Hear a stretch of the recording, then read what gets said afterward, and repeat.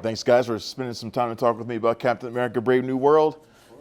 Anthony, I'll start with you, man. You are Captain America, man. How does that make you feel to be Black Captain America on the big screen?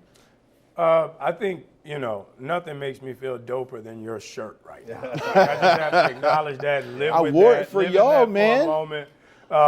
But it feels great, man. I feel like this character is a character I don't know I could have played, 5 years ago, but 10 years ago. But the evolution of Sam Wilson has kind of pushed me into a level of where I have to level up to reach the pinnacle of understanding and compassion that Sam Wilson is. So it's an honor to see him get his day in the sun.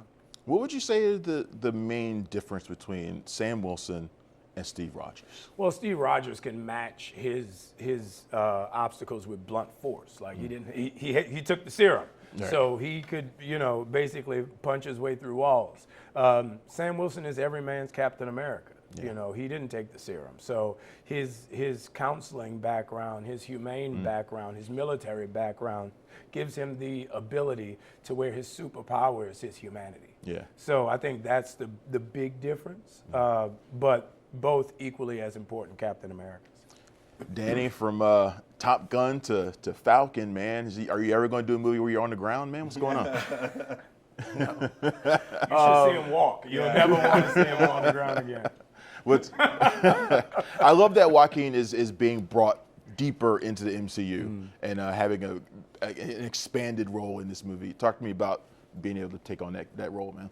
Well, it was mentioned to me on the first call, and I think within the process of the first couple films I did that I had to be really patient for, this is another one that added to that, and understanding also how the stories developed in the MCU, and they develop actually at the right time with the right, you get tapped in and called into the game when I think there's something that like just the timing of, in the same way that you answered that you couldn't play him like 10 years ago, I think sitting with the character from Falcon and Winter Soldier and understanding Joaquin then, taking some time from that and yearning for the responsibility to be given to me, by the time that I got the call to do Captain America: Brave New World, I was like, it cooked in the right way, and there's enough seasoning in it that I'm like, I think I'm going to bring something to this character that I wouldn't have brought before, and it's like it's wanting to get in the game at a deeper level.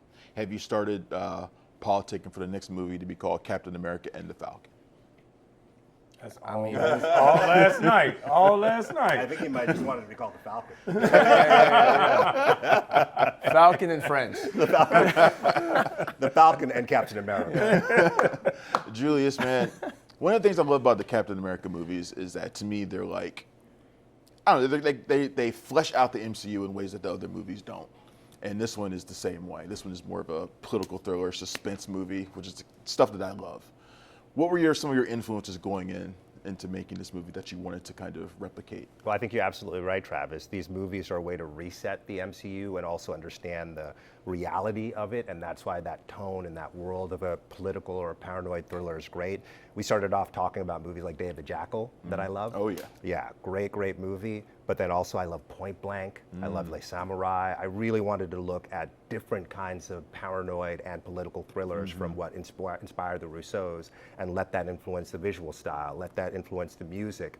But the other thing that I loved about it is because Sam's superpower is his empathy, he's somebody who wants to connect with somebody.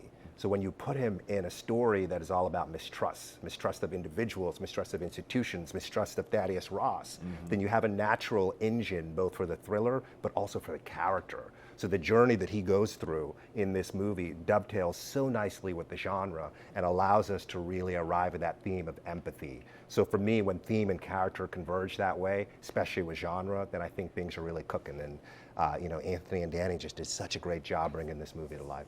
It seems like the Captain America movies, something gets introduced that has a ripple effect throughout the MCU, like every single time, whether it's Hydra or it's the Sokovia Accords, or it's, in this case, the introduction of adamantium, which is gigantic. Huge. Gigantic.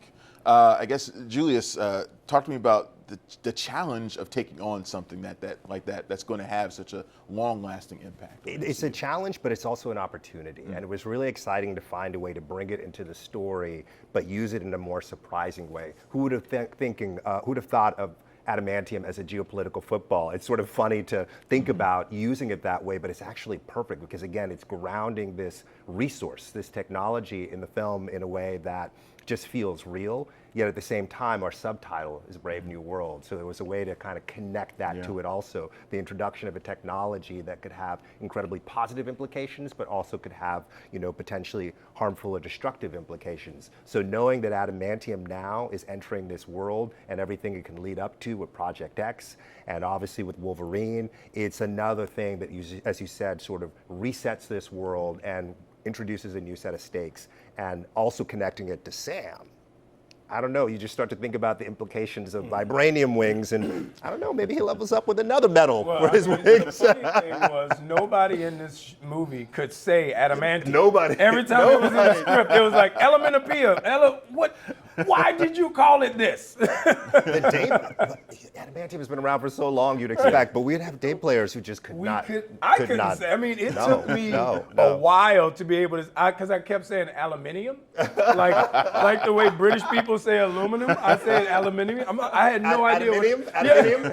I had no idea what I was saying. And then the people who keep on bringing up Adam Ant, and I'm just like, Right. all right, okay.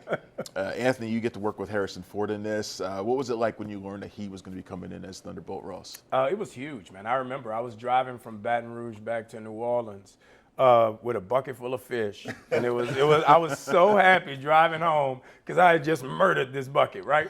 And I get a call from Kevin, and then it pops up boss. And I'm like, oh, whoa. I'm like, what did I do wrong? I know he didn't have somebody tracking me fishing. Once I put these fish back, what's going on? So I answer the phone, and I'm like, yo, Kev, what's up? He goes, we got you Harrison Ford. Wow. And I'm like, what?